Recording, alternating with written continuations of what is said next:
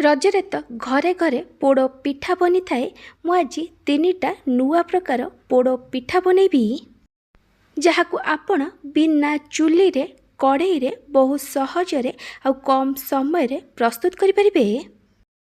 जदि आपण को मीठा पोड़ पिठा खाइबा पई इच्छा होनी कि मीठा पोड़ पिठा खाई खाई बोर हो गले ताले थरे एमती बिना चीनी बिना गुड़े ए मसला पोड़ पिठा बनातु। देखिपे ए पोड़ पिठा केते नरम बनी। नमस्कार, ट्विंकल किचन को आपण मानक स्वागत। प्रथम पोड़ पिठा पाई मैं गोटे बड़ बाउल गोटे कप चाउल गुंड देइछि। चाउल गुंड तो मार्केट रे बहुत इजिली मिल जाउछि, नहले आपण अरुआ चाउल को भल भाबे धोईकी खरारे सुखई देबे। चाउल सुखी गला परे ताकू गुंड करके नै जिवे। तापरे मैं अधा कप सुजी देइछि। आपण जेतिकी चाउल गुंड नेबे तार अधा सुजी देबे। तापरे मेथिरे गरम पानी देइछि। एमती अल्प अल्प पानी देई आकु भल से मिक्स करिबा जेमती एथिरे किछि भी लम्स रहिबनी। आपण एथिरे गरम पानी देबे, ठंडा पानी देबेनी।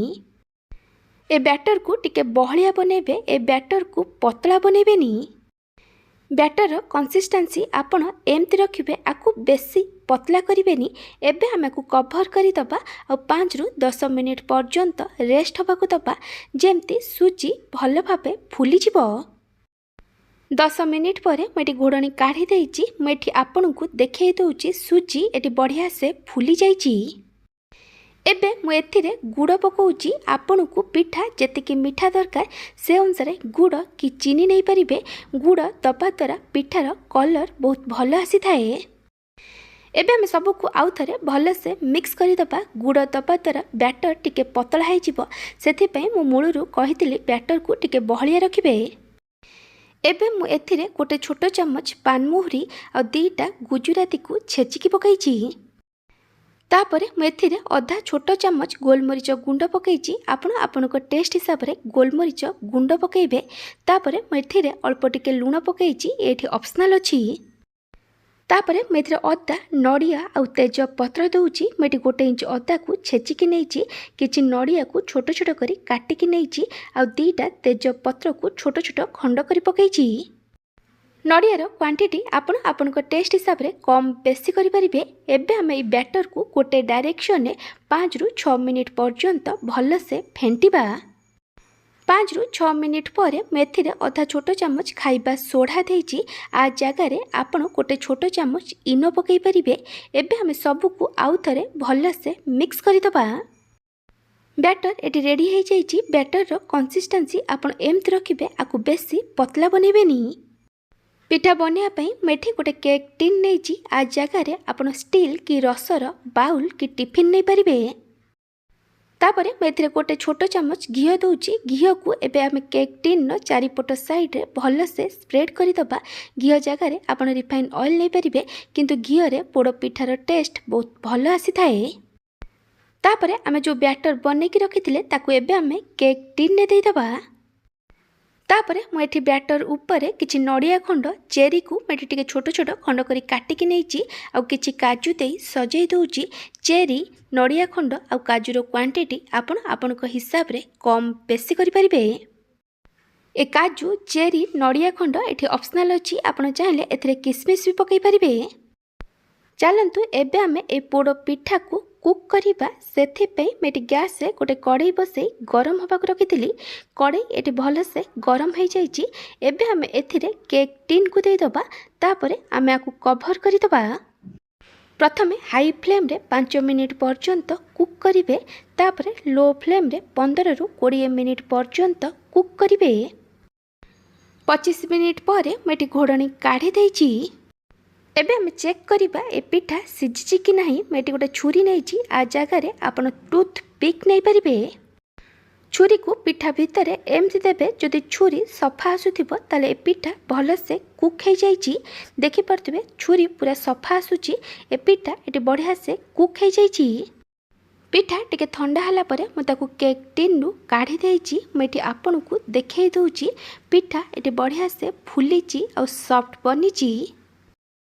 एबे आमे सेकेंड पोड़ पिठा बनैबा सेथिपाई मेठी गोटे बड़ बाउल गोटे कप चोपा छड़ा गोटा बिरी डाली देइची आ ता सहित गोटे कप अरुआ चाउल देइची। जदि आपण चोपा लगा बिरी नहीं थिबे ताले बिरी आउ चाउल को अलग अलग करी बतुरेबे। बिरी आउ चाउल को 3 रु 4 थर पानी रे भलसे धोइला परे तापरे मेथिरे पानी दे देइची। एबे हमको कवर करी 7 रु 8 घंटा पई रेस्ट होबाकू दबा। 7 रु 8 घंटा पर मैं घोड़नी काढ़ी देइची। बिरी आउ चाउल एटी बढ़िया से फुली जाइची। एबे हमें ई बिरी चाउल को बाटिबा। मैं गोटे ग्राइंडर जार नहीं। एबे हमें बिरी आउ चाउल को पानी रु छाणिकी ग्राइंडर जार रे दे दबा। तापरे आमे एथिरे अल्प पानी दे बिरी चाउल को भल से बाटिकी नहीं जिबा। जदि आपण चोपा लगा बिरी नहीं थिबे ताले बिरीर ऊपर चोपा को भल से छड़ाई देबे। तापरे बिरी आउ चाउल को भल भाबे बाटिकी नहीं जिबे। बिरी चाउल को भल से बाटिला परे मेठी गोटे बड़ बाउल ले काढ़ी देइची। बैटर कंसिस्टेंसी आपण एमती रखिबे, आकु बेसी पतला बनेबेनी। एबे हमें बैटर को गोटे डायरेक्शन ने 5 रु 6 मिनिट पर्यंत भल से फेंटी दबा। तापरे आमे को कवर करी 4 रु 5 घंटा पर्यंत बैटर को रेस्ट होबाकू दबा, जेमती बैटर भल से फर्मेंट हेजिबो। 4 रु 5 घंटा पर मैं घोड़नी काढ़ी देइची। मैं देखई दउची पिठौ एटी बढ़िया से फुली जाइची। ए बैटर एटी रेडी हो जाइची। एबे हमें सबू को आउ थरे भल भाबे मिक्स करि दबा। तापरे मैं एथिरे स्वाद अनुसार लूण पकईची। तापरे मैं एठी किछि नड़िया को छोट छोट खंड करी काटिकी नैची। 3टा कंचा लंका को छोट छोट खंड करी काटिकी नैची। 2 इंच अदा को छेचिकी नैची आ किछि भृसंग पत्र नैची। एबे हमें सबू को ए बैटर रे दे दबा। आपण चाहिए एटी किछि काटिकी भृसंग पत्र पकई परिबे। आपण को जेतिकी राग दरकार से अनुसार कंचा लंका नेबे।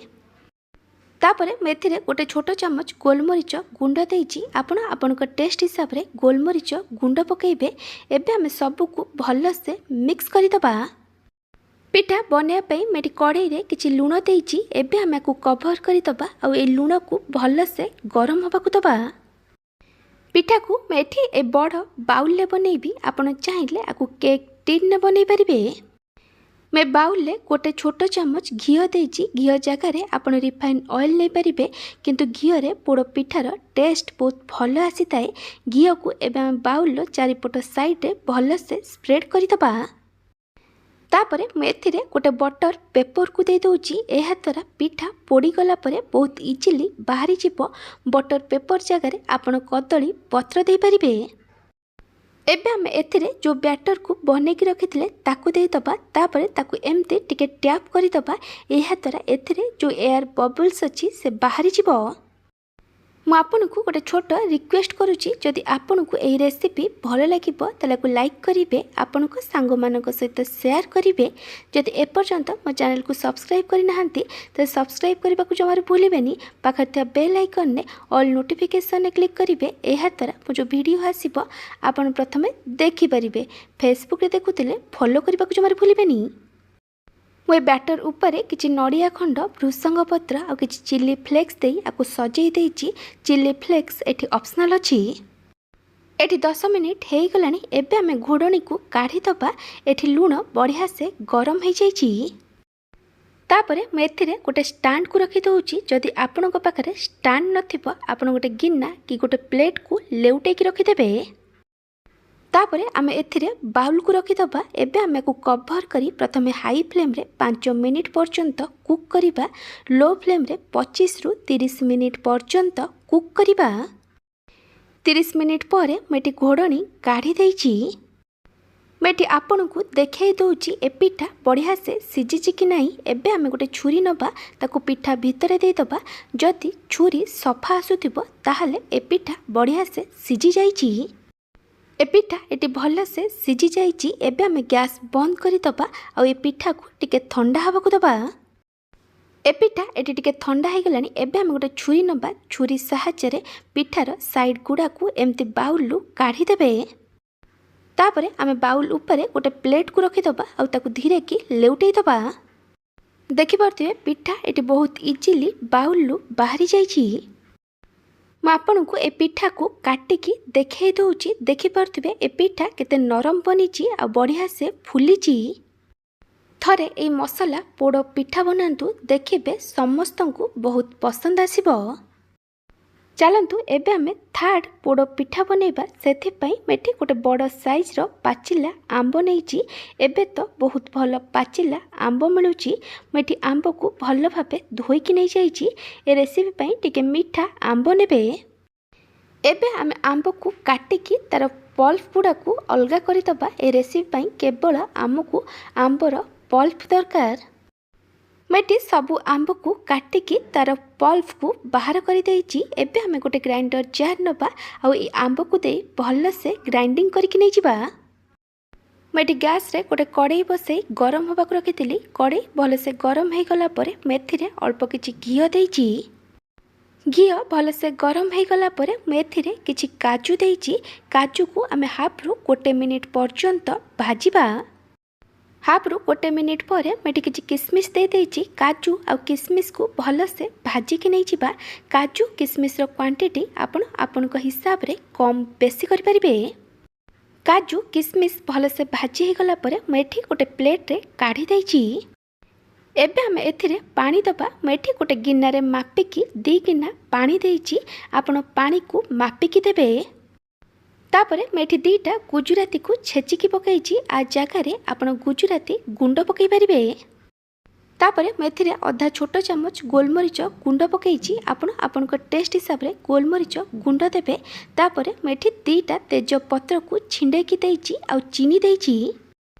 ଆପଣଙ୍କୁ ଯେତିକି ମିଠା ଦରକାର ସେ ଅନୁସାରେ ଚିନି ନେବେ। ଆପଣ ଦେଖିକି ଚିନି ପକାଇବେ, କାରଣ ଆମେ ଏଥିରେ ଆମ୍ବ ଦେବା। ଆମ୍ବ ବି ମିଠା ଅଛି। ତାପରେ ମୁଁ ଏଥିରେ ଅଳ୍ପ କିଛି ଲୁଣ ଦେଇଛି, ସେ ଏଠି ଅପସନାଲ୍ ଅଛି। ତାପରେ ମୁଁ ଏଥିରେ ଭାଜିକି ରଖିଥିବା କାଜୁ ଆଉ କିସମିସ୍ରୁ ଅଳ୍ପ କିଛି ଦେଇଛି ଆଉ କିଛି ନଡ଼ିଆକୁ ଛୋଟ ଛୋଟ ଖଣ୍ଡ କରି କାଟିକି ପକାଇଛି।